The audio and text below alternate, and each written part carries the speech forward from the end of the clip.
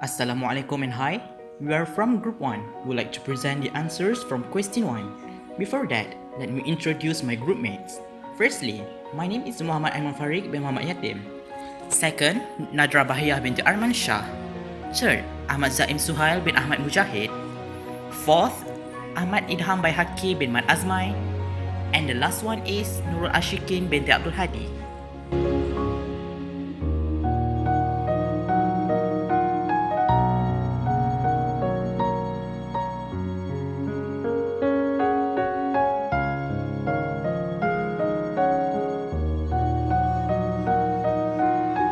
Question A.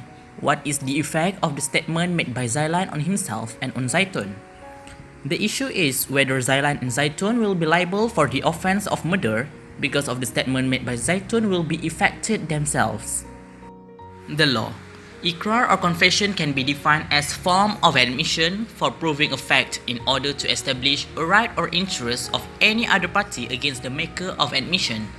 Imam Ash-Shafi'i said that the Iqrar is the strongest evidence in proving certain cases, while Imam Hanafi defined Iqrar as to admit right of others against oneself.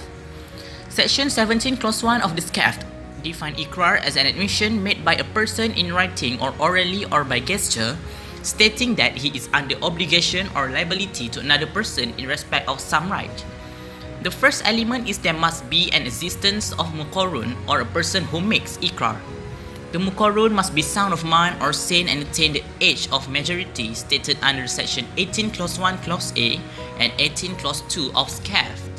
The muqarrun must make the confession with free consent under Section 18 Clause 5. The muqarrun must be a free person. Muqarrun also must be someone who is not under restriction in managing his property as stated in Section 18 Clause 1 Clause F. The muqarrun must understand and aware the consequence of Iqrar. The second element is there must be an existence of muqarrun lahu or the person who will receive the Iqrar. Section 18 Clause 3 of SCAF stated that there is no condition required that the muqarrun lahu must be a sound of mind and attain the age of majority. The third condition is muqarrun bih. The admission made must be content of facts and it is acceptable. The last condition for Iqrar is sirah. Sirah is utterance of clear words made by a person to establish the right of another person against himself. A person is bound on the admission made as stated in Article 17.9 of Majal. Application. He was made confession that he killed Ahmad. He has an intention to kill Ahmad by stab Ahmad with a knife. So the statement made will be bound on him and has effect on himself. Another issue is Zailan said that when he killed Ahmad, he was under the influence of Zaitun's black magic. Therefore, he is required to prove that Zaitun was exercising her black magic on him.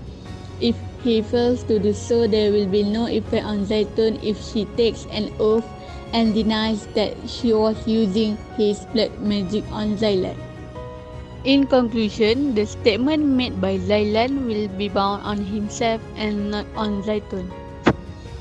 Question B. Zailan later claimed that the statement was made after continuous interrogation that lasted for 6 months, in which was exposed him to hunger and sleeplessness. The issue is whether Zailan's admission is valid or not, since it was made involuntarily.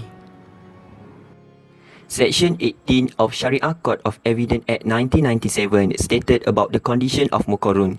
First, muqarrun has to attain the age of majority.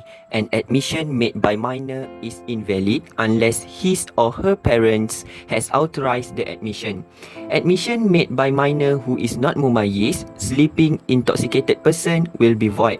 Second, Section 18 Clause 5 of Sharia Court of Evidence Act 1997 stated that admission must be made voluntarily and free consent. Jumhur ulama agreed that a person cannot be forced to admit guilty. Ibn Hazm said investigator cannot conduct the examination process by beating, imprisonment or threat. Third, the muqarrun must be free person. A slave cannot make any admission unless their master authorizes it. Fourth, Section 18 Clause 1 subsection F The Muqarrun must be someone who is not under restriction in managing property. Section 18 Clause 2, a Muqarrun must be someone who is sound mind and sane. Admission made by an insane and unsound mind is invalid. Next, the Muqarrun must be a healthy person. An admission made must be clear from any suspicious or doubt. Admission must be made in serious manner.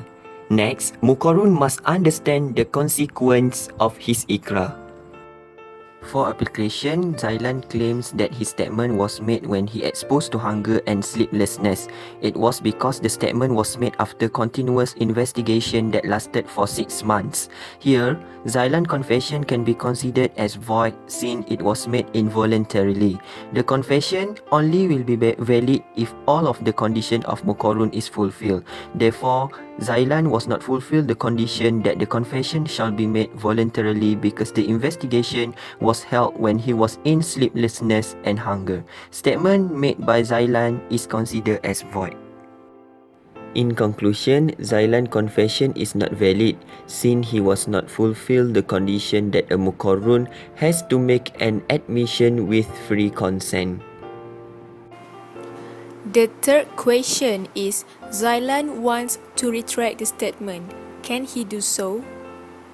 The issue is whether Zailan can retract his statement or not. Regarding to the law, murder is one of the offense in Islam.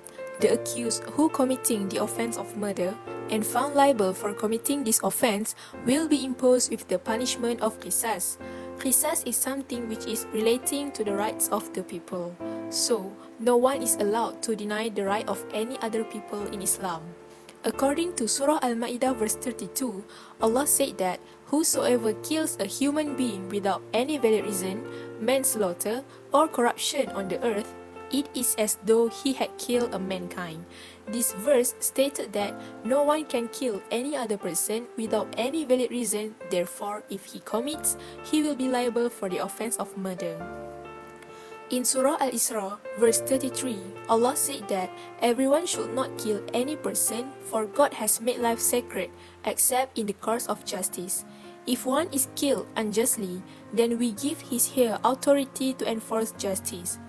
All fuqaha agreed that the admission made cannot be retracted because right of human being cannot be nullified by doubt. Moreover, the retraction of ikrar is creating doubt.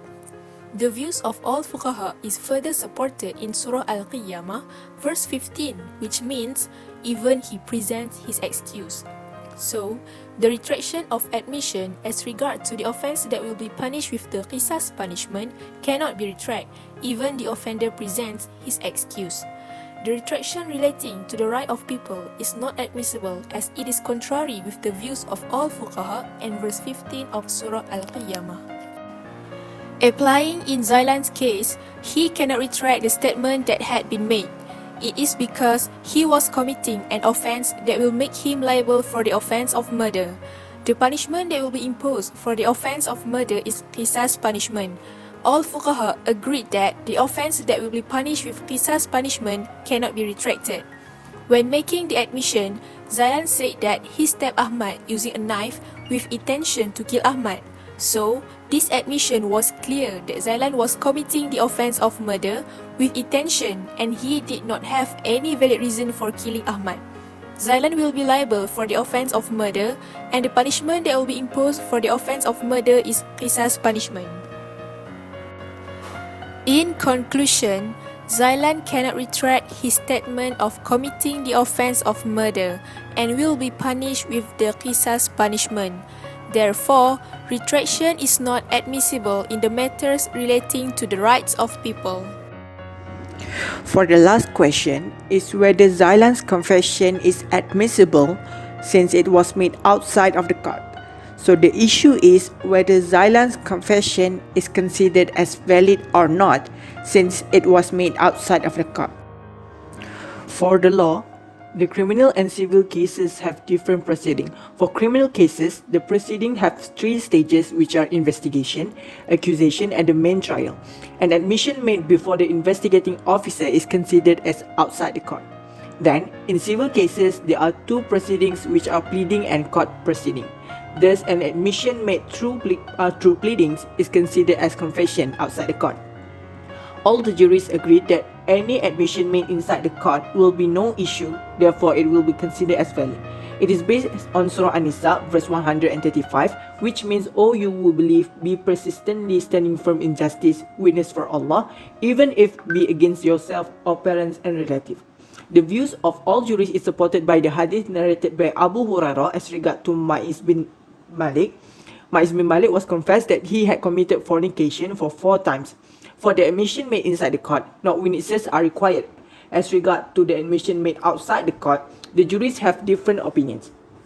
First, majority of jurists view that ikrar can be made outside the court in certain conditions which the admission made is by voluntarily, not retracted and witnessed by 2 adil Muslims.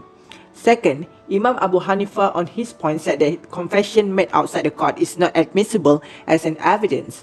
This is because ikrar made outside the court will only be valid if all of the conditions stated is fulfilled. According to the section 17 clause 2 of the Sharia Code of Evidence Federal Territory Act, stated that an ikrar shall be made outside the court before 2 male witnesses who are akil, baligh and adil.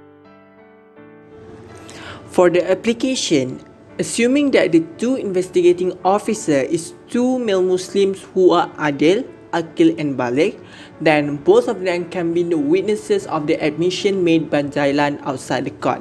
Zailan also fulfilled his condition as the muqarran and all the requirements of ikrar which are muqarran lahu, muqarran bihi and sighah. Therefore, his admission will be considered as valid even though it is made outside the court. It is based on the views of majority of jurists that agreed an admission made outside the court will be valid if it is witnessed by 2 adil Muslims. In Zailan cases, his admission made outside the court also fulfilled the requirement as stated in section 70 clause 2 of the Sharia Code of Evidence Federal Territory Acts, which requires that an ikrar made must be witnessed by 2 male witnesses who are akil, baligh and adil.